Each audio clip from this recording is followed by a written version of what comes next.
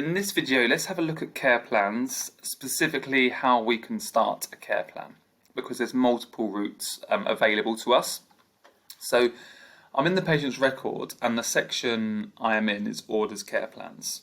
And it's in this view section in the middle is where I can see and manage my plans. So at the moment, I can see that we have one suggested plan. And if I open that up, I can see that it's a discharge care plan. If I click on it, I'll be able to view it on the right hand side over here.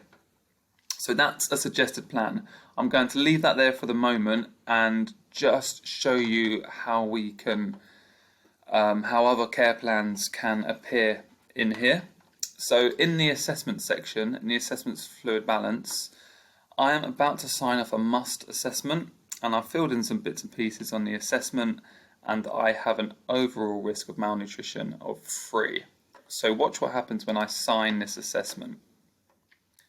I will get this alert screen, and it will tell me that the patient has been identified as requiring a nutrition care plan. So please navigate to the nutrition care plan and ensure that it is initiated. So we've got some information around the alert here that's just been fired off. So if I go back into orders care plans and give this screen a refresh, I can see now that there are 2 suggested plans. I can see we have the discharge care plan that we had before, but we also now have this nutrition care plan. They're both still suggested.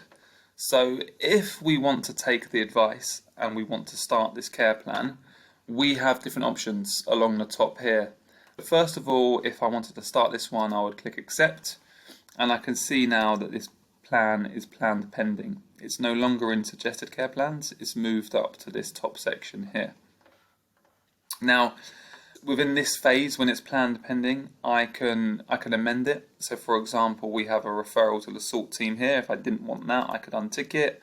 I could, for example, tick this one instead, which would send a referral to the dietitian and the nutrition team.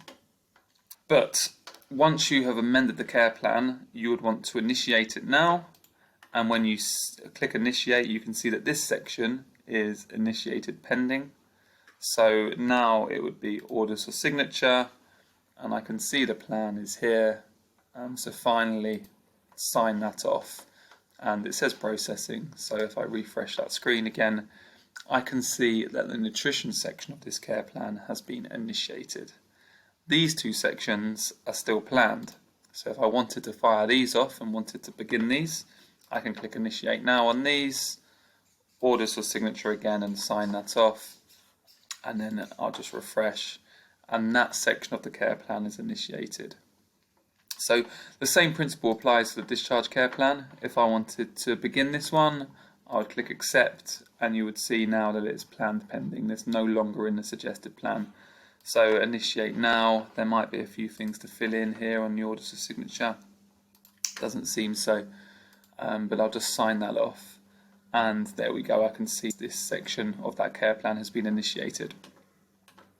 So that's 2 ways of beginning care plans. One is fired off upon admission, another one, this nutrition care plan, was fired off from an assessment. The third way of beginning a care plan is to add a new one. So you could come into your orders section, click add, and for example, let's order this pain care plan. Now, the difference with this is you don't need to accept it, you can just check the plan, click initiate now, orders for signature and sign it off. And we now have that care plan that has been ordered and it's initiated here. So they're the main routes that care plans can be initiated and started. In a separate video we'll look at how we document these care plans. It is through the document and plan tab here, so you can see we have the free care plans here too. But we'll pick that up in a separate video.